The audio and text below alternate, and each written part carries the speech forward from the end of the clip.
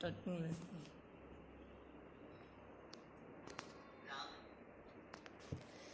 Hi friend,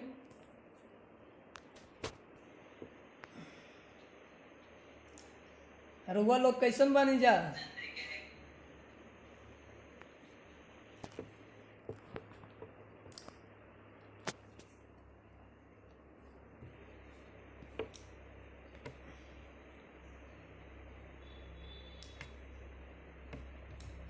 हम आप लोग के छोट भाई सिंगर कैमूरी उपेंद्र आप लोग के पैर छू के प्रणाम करतानी।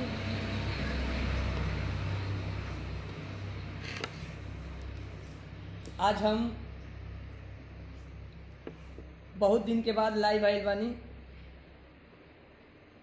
आज मन कर दिला से लाइव आवे के, अपने भाई लोगन से भैया लोगन से कुछ संदेश देवे के रही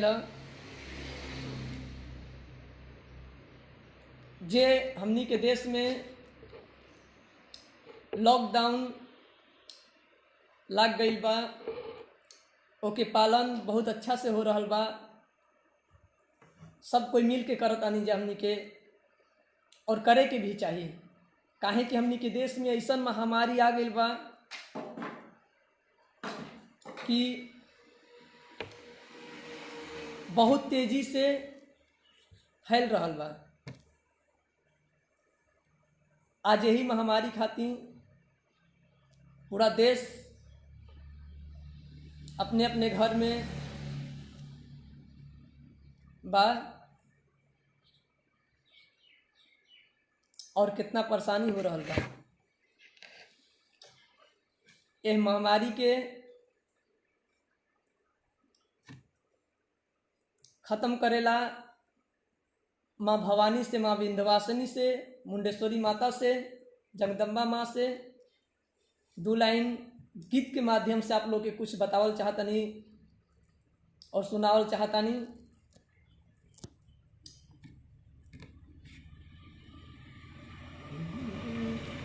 बाटे अर्जी सुनाए महतारी, आइल कोरोना बाई गो महामारी। बाटे अर्जी सुनाए महतारी, आइल कोरोना बाई गो महामारी। देश में मचौले बाटे बड़ा हाहाकार हो, देश में मचौले बाटे बड़ा हाहाकार हो। काली रूपवा धके मैया कहरना संघार हो, काली रूपवा धके मैया करना संघार हो।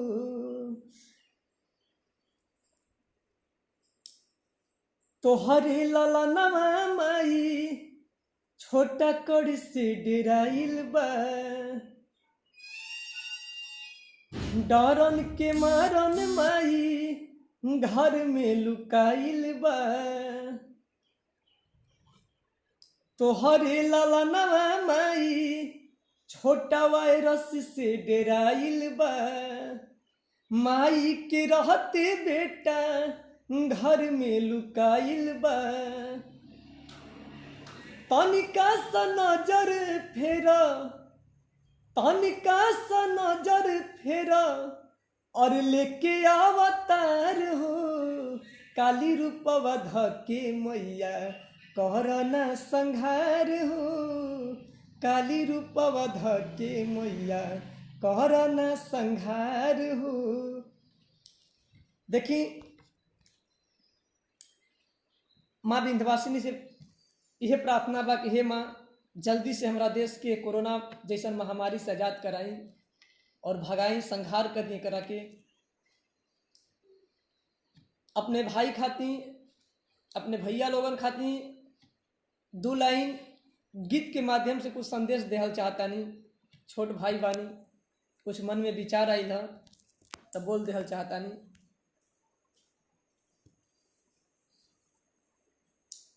हर घर से न बहरी निकली हा,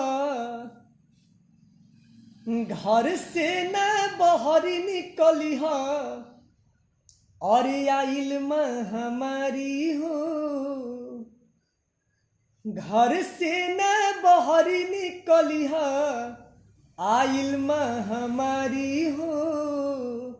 छुअल त गइल भैया, छुअल त गइल भैया, ऐसन बा बीमारी हो। छुअल त गइल भैया, घर से न बहरी निकली हा, घर से न बहरी निकली हा, आइल महामारी बा। छुअल त गइल भैया, छुअल त गइल भैया, ऐसनी बीमारी बा। छुअल त गइल भैया। घरवे में लक्ष्मण रेखा बना के तू रही हा, हाँ घरवे में लक्ष्मण रेखा बना के तू रही हा। हथवा के अपना साबुन सैनिटाइजर से धोई हा। घरवे में लक्ष्मण रेखा बना के तू रही हा। हथवा के अपना साबुन सैनिटाइजर से धोई हा। जरूरी काम से बाहरी निकली हा, जरूरी पड़े तो बाहरी निकली हा। बड़ा मजबूरी बा, जरूरी पड़े तो बाहरे निकली हा। बड़ा मजबूरी बा, घर से ना निकली है भैया, ऐसनी बीमारी बा। छुअल त गइल भैया, छुअल त गइल भैया, ऐसनी बीमारी बा।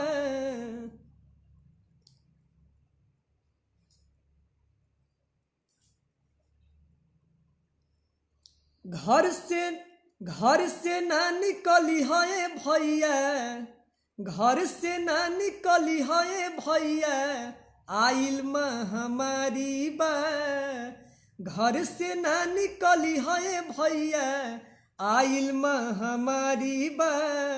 छुअल त गइल भैया, छुअल त गइल बच्चावा, छुअल त गइल चाचा, ऐसनी बीमारी बा।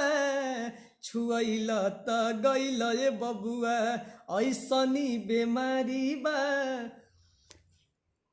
नमस्कार, प्रणाम। कैसन गीत लागल जरूर अपन राय सलाह कमेंट करके देही जा। बहुत अनपढ़ कलाकार बानी और आप लोग से मिले के मन किलस तो लाइव आवे के पड़ल। आशा ना बल्कि विश्वास बा कि आप लोग के आशीर्वाद हमेशा मिली और मिलत रही हमेशा छोट भाई के। काहे कि कलाकार खातिर तो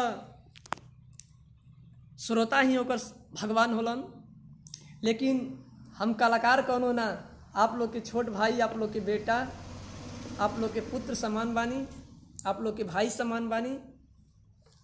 छोट भाई समझ के जरूर आशीर्वाद देही जा। हमारा ऑफिशियल चैनल जेकर नाम बा सिंगर कैमूरी उपेंद्र, चैनल का नाम बा कैमूरी उपेंद्र, ओकरा के जरूर सब्सक्राइब करी जा। आप लोग से हाथ जोड़ के निवेदन बा, तभी हमरा के आशीर्वाद मिली। और हमार गाना कोई भी चैनल पे बा, सुन के जरूर कमेंट में बताई जा कैसन बा।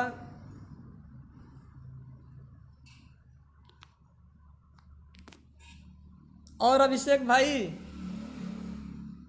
कैसे हैं आप? देख रहा बड़न हमके अभिषेक भैया, जो हमारे प्रिय मित्र बड़न। और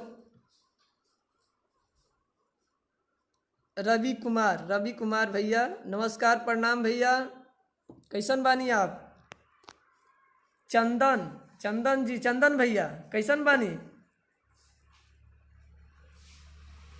बहुत अच्छा लगा था कि आज हम रउआ लोग के देख रहल बानी, लाइव आइल बानी, रउआ लोग से बात कर रहल बानी।